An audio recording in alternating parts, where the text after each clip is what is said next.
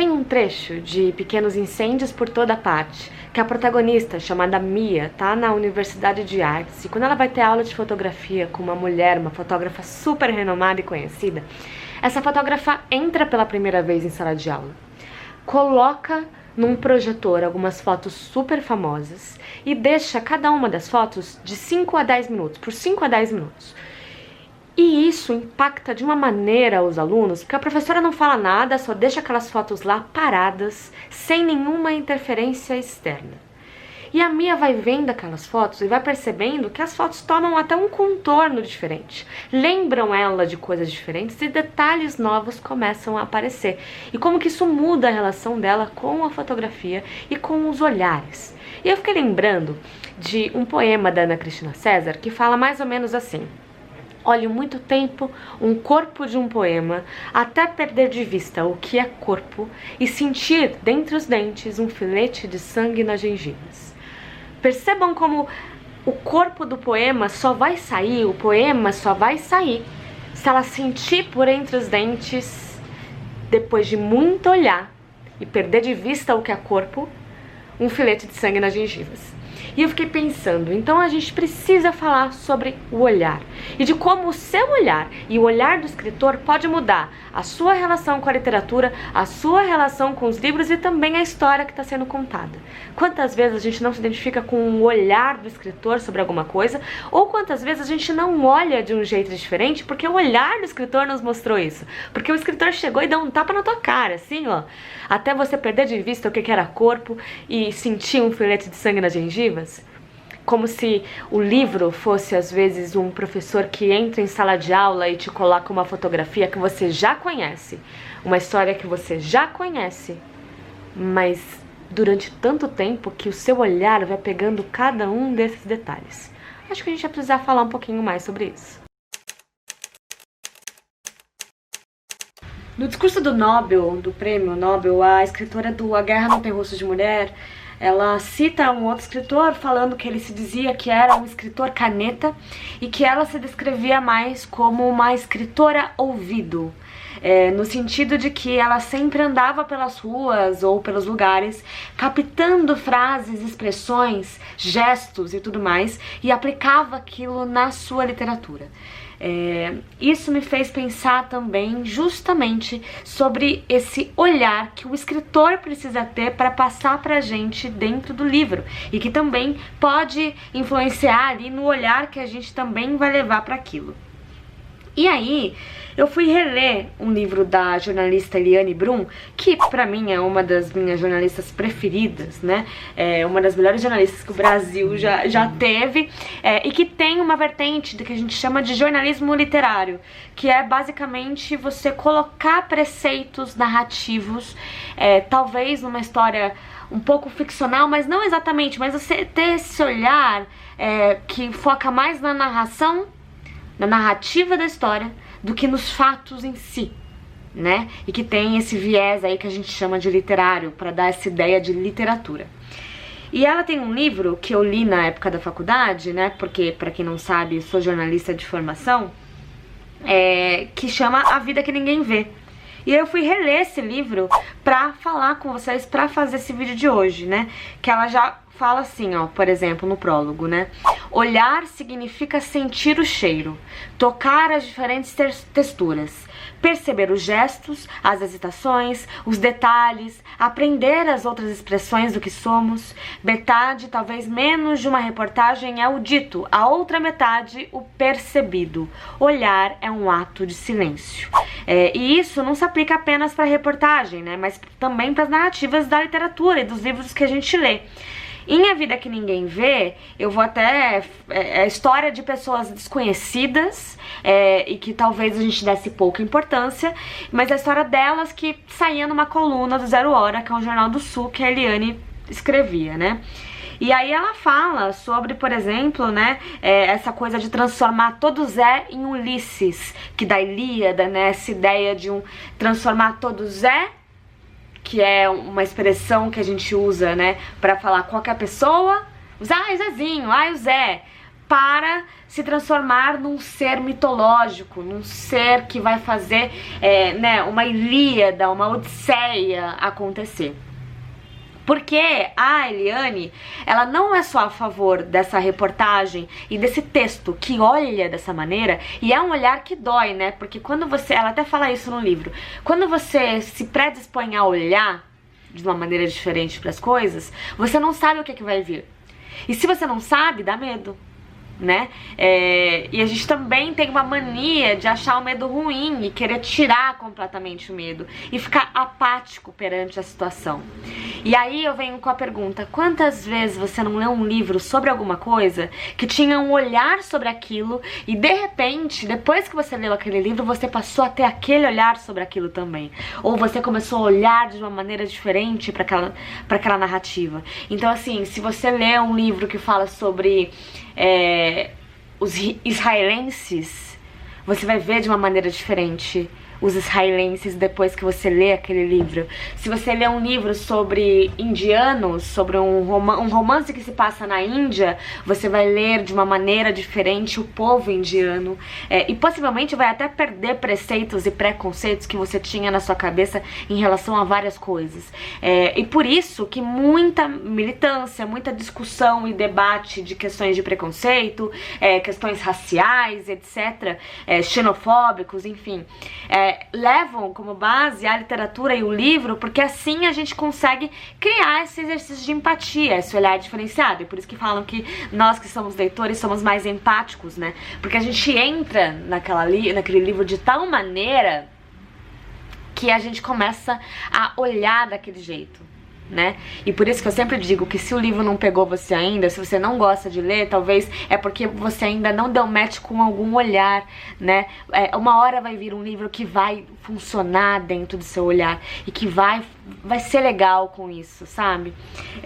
E a Eliane Brum no livro, ela fala sobre como a gente se acostuma e se acostumou ao longo do tempo a olhar de uma maneira supérflua para as coisas, a não parar e olhar. Eu sempre cito uma cena desse livro que eu nunca esqueci, que ela falava sobre quando ela conheceu um mendigo que o apelido dele é Sapo, porque ele não tem as pernas, né? E se não me engano ele também não tem os braços. E aí ele sempre vê o mundo pelas pernas, né, das pessoas, pelo calcanhar, pelo tornozelo. E aí de repente ela que passa por ele todos os dias, de repente ela desce e se adequa e fica no mesmo campo de visão que ele. E isso muda totalmente a perspectiva dela e o jeito que ela vai contar essa história, porque ela começa a também ver o mundo do jeito que ele vê. Olha que bonito, né? E aí ela fala assim, por exemplo, em uma parte do livro: a hipótese era de que o nosso olhar fosse sendo cegado, confundido por uma espécie de catarata causada por camadas de rotinas, decepções e aniquilamentos que nos impedisse de ver. Vemos o que todos veem e vemos o que nos programaram para ver. E por isso, talvez, que a quarentena também, esse isolamento né, que está sendo forçado, tenha deixado a galera num frenesi total, porque é a primeira vez que a gente está sendo obrigado a parar e olhar pra gente e para o próximo, né? Pra gente no dia a dia, sozinho, solitário, enfim, sem poder sair. E também pra quem tem que sair, ou pra quem também não tá saindo, mas que tá no jornal, ou que morre, ou que passa por maus bocados, ou a questão da pobreza, a questão da fome, a questão do Brasil, a questão do presidente. Enfim, é tudo isso de uma maneira tão doida e tudo tem a ver com o olhar. E por isso que a gente sempre tem esse questionamento de como que vai ser a literatura, como que vai ser a arte pós-pandemia, né? Porque as artes, na história da arte, os momentos pós-pandêmicos, né? Da febre amarela, do tifo, enfim, de todas essas coisas, trouxeram uma arte muito diferente depois. Porque era uma arte muito mais pautada no jeito de olhar, né? Ou como diz a escritora do A Guerra Não Tem Rosto de Mulher, né? Pautada no ouvido, pautada no que você escuta e o jeito que você vê as coisas, sabe? E aí a Eliane fala que isso é tão importante dentro de uma literatura. Aqui ela acaba dando ênfase às matérias, às reportagens, e ao repórter que ele tem que sair do escritório pra fazer a reportagem dele. Ele tem que entrevistar aquilo tete a tete, porque é totalmente diferente você entrevistar alguém por telefone e entrevistar alguém aqui, vendo o jeito da pessoa, porque os gestos, o silêncio diz muito mais do que a verborragia de palavras, né? E aí ela fala sobre essas reportagens que saíram, que depois viraram um livro, que eram de seres desconhecidos, né? De Zés que viraram Ulisses na narrativa dela, porque viraram os protagonistas daquela história. E aí ela fala que ela começa a receber um monte de e-mails na época de pessoas que acabaram se vendo de outra maneira graças àquelas histórias de seres desconhecidos. Então ela fala: toda semana me alcançavam relatos que acabavam assim: descobri que a minha vida é especial, mudou tudo. Bastava o reconhecimento do outro, vindo de um lugar legitimado como uma página no jornal de sábado, para que músculos oculares atrofiados pela falta de uso voltassem a se exercitar para enxergar a própria vida de outros ângulos possíveis. Putz, né? Quase falei um palavrão aqui, gente. Que coisa incrível, né? Músculos oculares atrofiados. É isso que a literatura faz.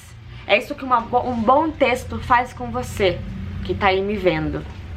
Que é desatrofiar os músculos do olho.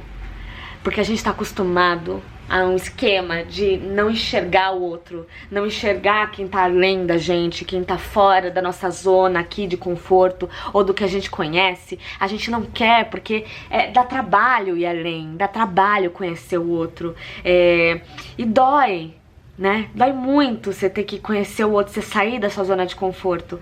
E aí isso acaba fazendo o quê? Isso acaba atrofiando os nossos músculos oculares. Fiquei assim embasbacada com essa narrativa, sabe? Embasbacada com essa viagem pela vida que ela faz nesses olhares, sabe?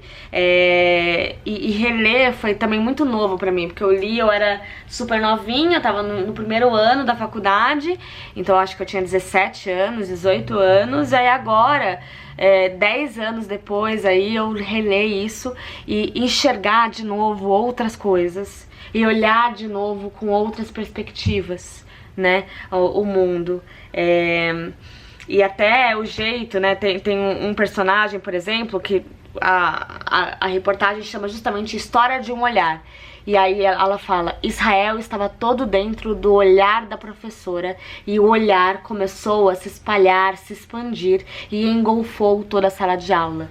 Que é ela contando sobre um cara, né, que é aluno já mais velho de uma professora, e como ele começa a se enxergar depois que a professora enxerga ele, porque nunca ninguém enxergou ele, sabe? Nunca ninguém olhou pra ele. Então, olha que legal esse exercício. Vamos junto, então, desatrofiar os músculos oculares? Vou ficar repetindo isso pra sempre, né? Ela fala: olhar é um exercício cotidiano de resistência. Então, sobretudo em tempos atuais, vamos resistir olhando diferente? Então me contem aí embaixo algum livro que tenha feito vocês mudarem o olhar de vocês em relação a algo. E até, não só livros, mas também maneiras de arte. Eu sempre lembro de um filme que eu assistia quando eu era pequena, que chamava Descent of the Fort Washington, que é a história de um cara que é esquizofrênico, o prédio dele é demolido, e aí ele tem que ir para um abrigo. Lá ele conhece, ele sempre fica com uma maquininha fotográfica tirando foto das coisas, ou seja, olhando inclusive o prédio sendo demolido, olhando os outros mendigos que vão pro abrigo, olhando as pessoas que zoam dele porque sabem que ele tem alguma coisa, mas às vezes nem sabem o que que é. E aí ele conhece um ex-veterano de guerra que tá no abrigo, que inclusive briga com ele porque tá tirando fotos, né? E ele fica: não quero que você tire foto minha, né? Nem te conheço. Mas começa a ficar meio que com pena e tenta ajudá-lo ali naquele abrigo. E aí eles querem fazer uma banquinha de frutas, e eles começam a limpar vidro de carro no farol pra economizarem uma grana e conseguirem comprar uma barraquinha de fruta. E é tão bonito esse filme, mas tão bonito, que eu nunca mais consegui olhar os caras que limpam o vidro no farol da mesma maneira. Assim, eu não consigo. Eu praticamente quero descer do carro e dar um abraço nele. Tá perigoso, mas é sério, assim. É bizarro. Eu não consigo mais desver essa situação e enxergar a dificuldade dessas pessoas, entende? Então eu acho que essa é uma coisa que a gente precisa ir treinando. E também identificar e parabenizar os autores que conseguem fazer isso com algum tipo de arte. Conseguem mudar o nosso olhar e desatrofiar os músculos oculares, né? Os nossos músculos oculares. Comentem aí embaixo, não se esqueçam, comentem aí embaixo qual foi o livro, filme, obra de arte que fez você ver o mundo de outro jeito. E até o próximo vídeo. Tchau!